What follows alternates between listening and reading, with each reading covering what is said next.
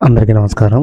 ఇప్పుడే good bad ugly cinema చూడడం జరిగింది. సినిమా ఎలా ఉందో చెప్పబోయే ముందు please like, share, subscribe the channel. Good bad ugly కథ విషయానికి వస్తే, హీరో అజిత్ ఒక పెద్ద గ్యాంగ్స్టర్. త్రిషాను పెళ్లి చేసుకుని ఒక బాబును కొంటారు. త్రిష గ్యాంగ్స్టర్ ఇలాంటివన్నీ వద్దు అనుకొని ప్రశాంతమైన జీవితం బతకాల అని అనగానే హీరో అజిత్ జైలుకి వెళ్తాడు. జైలుకి వెళ్ళిన వచ్చే లోపల హీరో వాళ్ళ బావ పెద్ద పిల్లోడై 15 సంవత్సరాల వయసు ఉంటుంది. హీరో జైలు నుంచి విడుదల కాగానే హీరో వాళ్ళ అబ్బాయి, అజిత్ వాళ్ళ అబ్బాయి జైలుకి వెళ్తాడు. దానికి కారణం త్రిష ఒకప్పుడు ఒక అతన్ని అరెస్ట్ చేయించుంటుంది. అతను ఆ పగ తీర్చుకోవడానికి వాళ్ళ అబ్బాయిని కూడా జైలుకు పంపిస్తాడు. అది డ్రగ్స్ కేసులో ఇరికించి ఒక అమ్మాయిని మర్డర్ చేసిన కేసులో ఇరికిస్తాడు.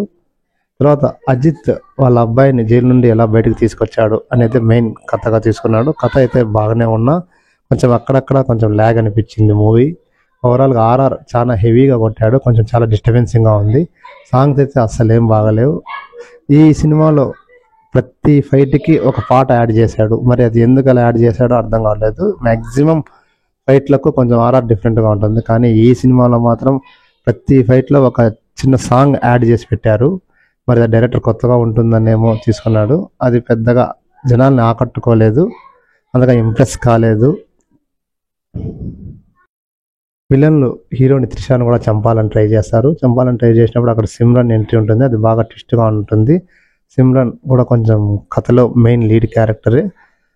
విలన్లు అజిత్ను చంపాలా అని డిఫరెంట్గా ప్లాన్ చేస్తారు, కానీ అక్కడ ఉండే లోకల్ గ్యాంగ్స్టర్స్ అందరూ అజిత్ కిందనే. అజిత్ యొక్క గ్యాంగ్స్టర్ చరిత్ర చెప్పేటప్పుడు అది కొంచెం ఫాస్ట్గా వెళ్ళి తర్వాత కొంచెం ఇబ్బందికరంగా ఉంది. కొంచెం జనాలు అర్థం చేసుకోవడానికి టైం ల్యాప్స్ ఇవ్వలేదు, కొంచెం ఫాస్ట్గా వెళ్ళిపోతుంది. దానివల్ల హీరో అజిత్ బాంబే నుంచి ఇంటర్నేషనల్కి ఎలా ఎదిగాడు, ఇంటర్నేషనల్ నుంచి మొత్తం వరల్డ్ను శాసించే ఏ విధంగా ఎదిగాడు అని చెప్పే సీన్స్ కొన్ని చాలా షార్ట్గా అనిపించాయి.